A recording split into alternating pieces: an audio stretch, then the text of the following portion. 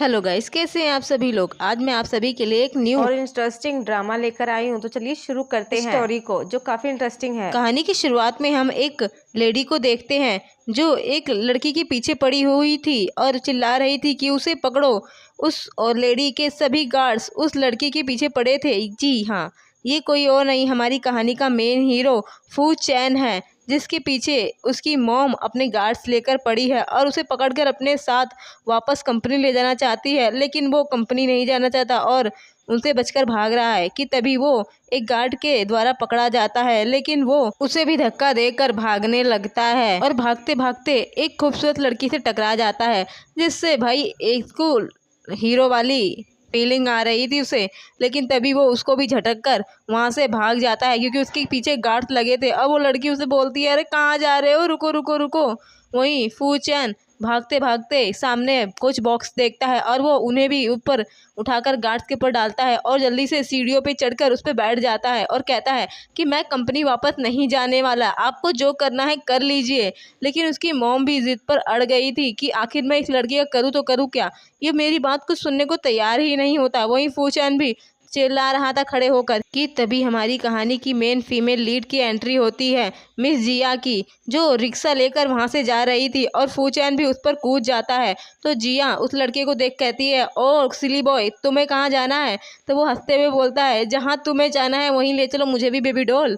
तो वो मुस्कुराते हुए कहती है, सच में तुम बहुत सिली हो, और फिर अपना स्कूटर तेजी से भगाती है और फिर उसे वो अपने साथ ले जाती है। और वहीं फूचैन भी उसे थैंक यू कर रहा होता है, क्योंकि वो एक डिलीवरी गर्ल थी और अपना सामान डिलीवर करने आई थी। लेकिन जिसके यहाँ वो सामान डिलीवर कर रही थी वो आदमी कुछ ज़्यादा ही थड़की था कि तभी उसकी बीवी आ जाती है और उसे लगता है कि वो उसके हस्बैंड पर लाइन मार रही है। तो वो उसको मुंह बनाते हुए बोलती है, तो जिया भी उसे मुंह तोड़ जवाब देती है और कहती है, अपनी आंखों के बटन को खोलो और देखो, तेरा पति थड़की है, मैं नहीं। और उसे पंच दिखाने लगती है, जिससे वो लेडी तो घबरा जाती है। और अब हमें मार्केट का सीन दिखाया जाता है, जहाँ पर जिया फिश कटिंग कर रही थी, क्योंकि वो एक फिश सेलर थी कि तभी वहाँ पर उसकी एक क्लासमेट आ जाती है और वो उसे देखकर उसका मजाक उड़ाते हुए कहती है, ओ हमारे कॉलेज की सबसे ब्यूटीफुल गर्ल यहाँ पर मछली काट रही है, सच में तुम्हारी यही औकात थी। कहाँ तुम पहले मिस ब्यूटी क्वीन हुआ करती थी और अब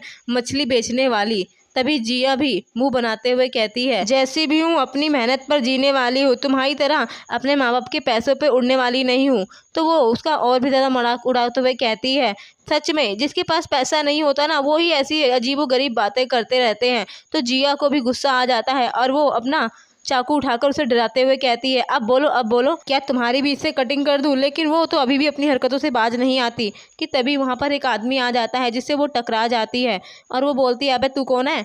कि तभी वो आदमी मिस जिया को कहता है कि मैम, आपको मिस फू चैन बुला रही हैं, उन्हें आपकी बहुत ज़रूरत है। लेकिन जिया को तो गुस्सा आ रहा था और वो उसकी एक बात नहीं सुनती और उसे ही चाकू दिखाकर डराते हुए कहती है, मेरा दिमाग ख़राब मत करो, वैसे ही सुबह से बहनी नहीं हुई है, ऊपर से तुम और दिमाग खाने आ गए, चले जाओ यहाँ से, नहीं तो मैं इससे आज तुम्हारी ही कटिंग कर दूंगी। और फिर उसे चाकू दिखाकर डराती है और उसे वहाँ से भगा देती है। कि तभी हमें नेक्स्ट सीन में मिस्टर फू चैन को दिखाया जाता है, जो एक टॉय शॉप में गेम खेल रहा था और सॉफ्ट टॉय पकड़ रहा था। कि तभी वहाँ पर उसकी मॉम अपनी एक फ्रेंड की बेटी को ले आती है और कहती है, मैंने तुम्हारी इससे एंगेजमेंट फिक्स कर दी है और अब तुम्हें इससे मैरिज करनी होगी। लेकिन फू चैन गुस्सा करते हुए कहता है कि बिल्कुल भी नहीं, मैं आपकी कोई बात नहीं सुनने वाला और ना ही मैं कंपनी आने वाला हूँ, और वहाँ से भाग जाता है।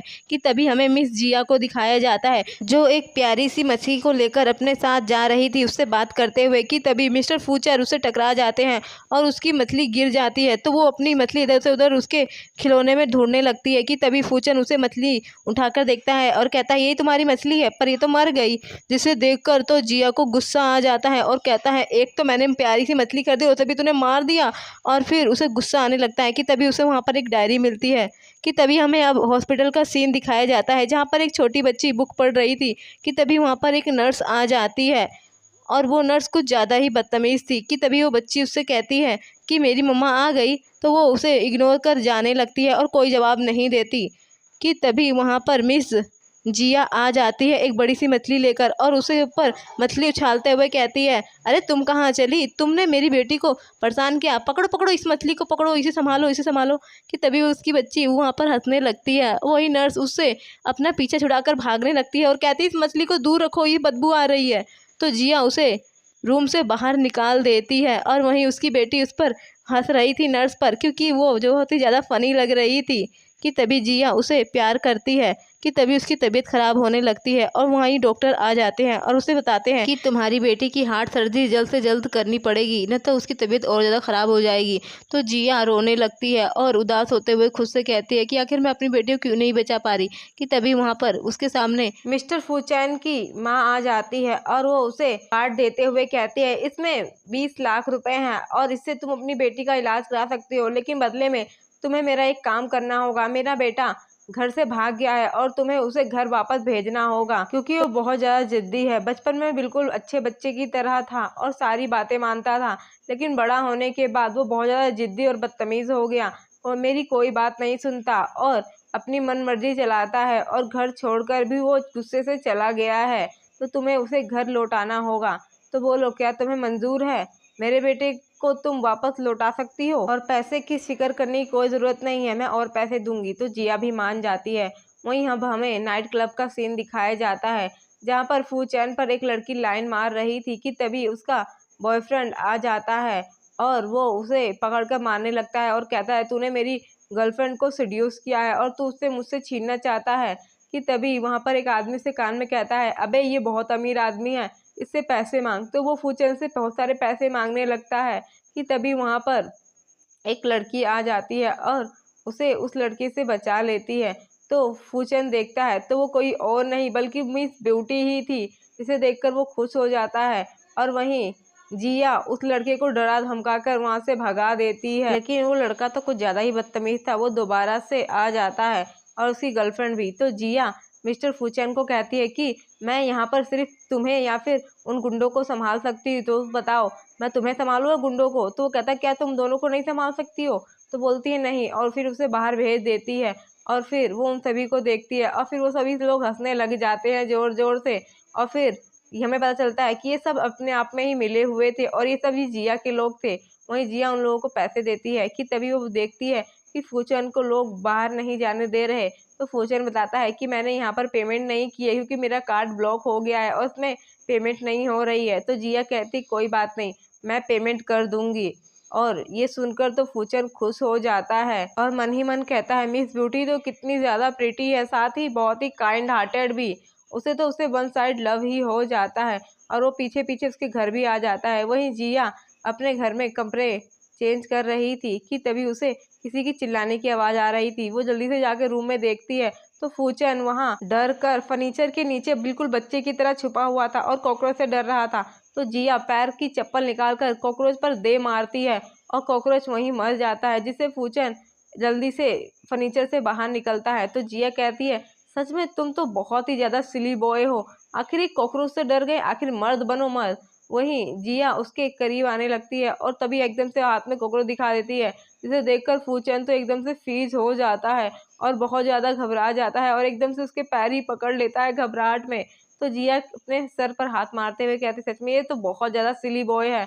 और फिर उसे उठाते हुए कहती है तुम बिल्कुल बच्चों की तरह करते हो हरकतें, क्या तुम्हें इतना सा भी नहीं पता कि तुम एक लड़के हो और लड़के कभी भी डरते नहीं हैं, खासकर ऐसे छोटे मोटे कीड़े मकोड़ों से। लेकिन तुम तो सच में बहुत ही ज़्यादा ही बच्चों की तरह करते हो। और फिर वो उसे बचपनी बातें बोलती है। तो फूचैन भी कहता है अच्छा मैं बच्चा हूँ तो तुम क्या बड़ी हो? कि तभी वहाँ पर लाइट चली जाती है और वहीं दूर से एक आदमी जो उन दोनों पर ही नज़र रख रहा था और कॉल पर किसी को बता रहा था कि वहाँ पर लाइट चली गई, जिसकी वजह से उसे कुछ दिखाई नहीं दे रहा। वहीं हमें दूसरी तरफ दिखाया जाता है कि अंधेरे की वजह से फूचैन तो जिया के ऊपर ही चिपक गया था। जिया उसे खुद से दूर करते हुए कहती है तुम तो सच में बहुत ही बड़े वाले चिपकू बच्चे हो, पता नहीं इतने बड़े हो गए हो लेकिन बच्चों की तरह डरते हो। और फिर वो लाइट अपने मुंह पर ही करके उसे गुस्सा करती है और उसे बताती है कि तुम बड़े हो तो बड़े ऐसे थोड़ी हरकतें किया करो, ना कि बच्चों की तरह।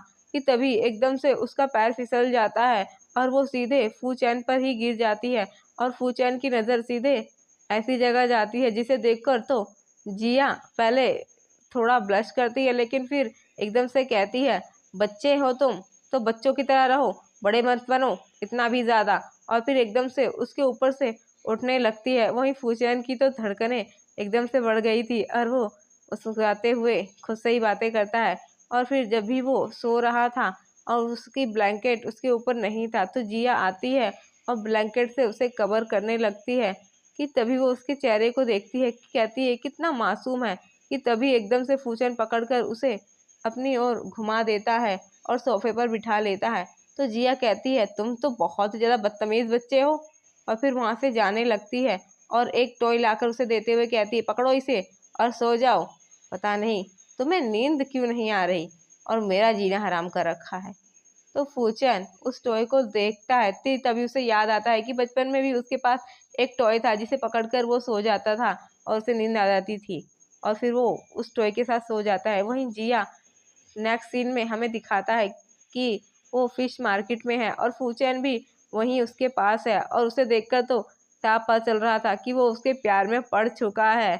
वहीं जिया बार बार फूचैन को ही नोटिस कर रही थी कि कैसे वो स्माइल कर रहा है और उसे वो मछली संभालने का काम देती है, लेकिन वो उससे तो कोई भी काम ढंग से नहीं हो रहा था। कि तभी हमें वहाँ के लोकल गुंडे को दिखाया जाता है, जिसका बॉस से कॉल करके कहता है कि तुम्हें मिस जिया से बहुत सारे पैसे वसूलने हैं और जाकर पूरे पैसे लेकर ही आना। तो वो लोग भी मार्केट में जाकर तमाशा करने लग जाते हैं और जिया की दुकान के आगे आकर कहते हैं, ए लड़की, तुझे अपनी दुकान यहाँ से हटानी होगी, नहीं तो तुझे हमें ढेर सारे पैसे देने होंगे। कि तभी मिस्टर फू किसी को कॉल करता है कि तभी उस गुंडे के पास उसके बॉस का कॉल आ जाता है और वो कहता है कि वहाँ पर हमारा बॉस क्या कर रहा है, तुम वो लोग वहाँ से निकल जाओ, अभी बाद में उसे देख लेंगे। कि तभी वो मोटा भी अपना रौब जमाते हुए वहाँ से जाने लगता है और सभी को धमकी देते हुए कहता है, अगली बार आऊँगा तो पूरी दुकान खाली करा के पैसे ले लूँगा। तो जिया भी गुस्से से कहती है कि तू बहुत बोल रहा है और उसे एक लात मार के चाकू दिखाते हुए कहती है, अगर तेरी अंदर हिम्मत है तो दुकान खाली करा के दिखा, आज तो मैं तेरी हड्डियाँ तोड़ दूंगी। और उसे डराकर भगा देती है। वहीं फूचन तो उसकी बहादुरी देखकर इम्प्रेस हो जाता है और खुश हो जाता है। कि तभी जिया कहती है, चलो आज मैं तुम्हें डिनर पार्टी दूंगी। जिसे सुनकर तो फूचन अपने अलग ही सपने में खो जाता है और कैंडल नाइट डिनर इमेजिन करने लगता है। कि तभी उसके सपने तो टूटकर चकनाचूर हो जाते हैं जब सामने वो नूडल्स देखता है और साथ में वहाँ पर एक एग था। उसके देखकर तो उसका मुंह बन जाता है और वहीं जो बैटर रख कर गया था उसका हाथ भी उसके अंदर था, जिसे देखकर तो उसका खाने का बिल्कुल भी दिल नहीं कर रहा था और वो बस जिया को ही देख रहा था। वहीं जिया तभी उसके एकदम से करीब आ जाती है और उसके चेहरे को अपने हाथ में भरते हुए कहती है, तुम कितने ज़्यादा हैंडसम हो और गुड लुकिंग भी, और साथ में स्मार्ट होते तो ज़्यादा अच्छा होता, लेकिन तुम एक नंबर के बच्चे की तरह हो। कि तभी दोनों में एक्सीडेंटली किस हो जाती है और वहीं फूचैन के चेहरे पर तो स्माइल आ जाती है। वहीं जिया मन में कहती है, ये मैं क्या कर रही हूँ। और फिर तभी उसके पास हॉस्पिटल से कॉल आता है कि तुम्हारी बेटी को डोनर मिल चुका है। जिसे सुनकर तो जिया बहुत ज़्यादा खुश हो जाती है और वो लोग कहते हैं कि जल्दी से आकर पैसे जमा करा दो। फिर जिया खुशी खुशी फूचैन के साथ हॉस्पिटल पहुंच जाती है और फूचैन अम्ब्रेला के नीचे जिया को अपने साथ लेकर आ जाता है क्योंकि बारिश हो रही थी। जिया भागते हुए जल्दी से अपनी बेटी के पास आती है और उसे प्यार से कहती है कि अब तुम्हें कुछ नहीं होगा। और वहीं फूचैन तो उसकी बेटी को देखकर शॉक हो जाता है और वो तो समझ ही नहीं पाता कि आखिर उसकी एक बेटी भी है और वो पूछना चाहता था। कि तभी वो उसे मम्मा कहती है, जिसके बाद तो फूचैन का पोपट बन गया था और वो फूचैन उसकी बेटी के पास आता है तो वो उसे डैड बोलती है। जिसे सुनकर तो फूचैन के चेहरे पे स्माइल आ जाती है। कि तभी जिया की बेटी बोलती है कि डैड, आप पानी में से बाहर कैसे आए, आप तो जल परे थे ना, तभी तो आप नहीं आते थे।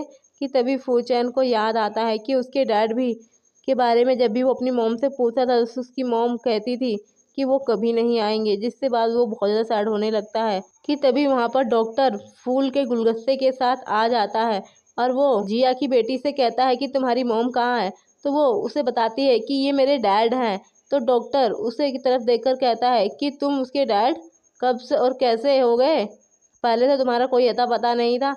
तो बोलता है कि मैं उसका बॉयफ्रेंड हूँ और कल ही बना हूँ। ये सुनकर तो वो हंसते हुए कहता है कि तुम शायद उसे संभाल नहीं पाओगे। उसके लिए सिर्फ मैं बेटर हूँ और मैं ही उसे कंट्रोल कर सकता हूँ और मैं ही उसे संभाल सकता हूँ। तो तुम अपना रास्ता नापो और हम दोनों के बीच में आने की सोचना भी मत। ये बोलकर डॉक्टर वहाँ से जाने लगता है कि तभी फूचैन भी उसके पीछे पीछे आता है और कहता है, जिया मेरी गर्लफ्रेंड है तो उस पर अपनी नज़रें डालने से पहले 100 बार सोचना। कि तभी वहाँ जिया आ जाती है और उन दोनों की लड़ाई देखकर कहती है, आखिर तुम लोग कर क्या रहे हो।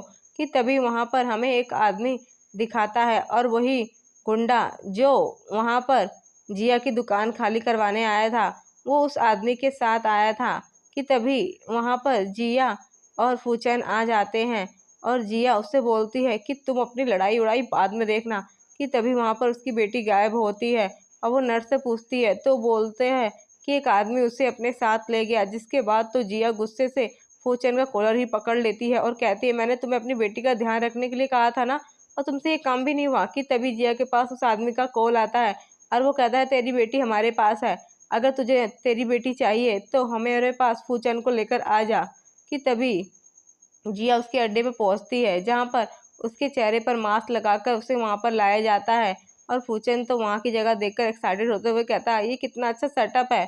कि तभी वो गुंडा जिया की तरफ देखकर कहता है, हम में पहले ही डील हो गई थी फ़ोन पर, एक हाथ से दे एक हाथ से ले, ये फूचैन हमें दे और अपनी बेटी लेकर जा। तो अब आगे क्या होगा? क्या जिया गुंडे को फूचैन को दे देगी अपनी बेटी के लिए? जानेंगे जल्द ही। तब तक मिलते हैं नेक्स्ट एपिसोड में। Thanks for watching.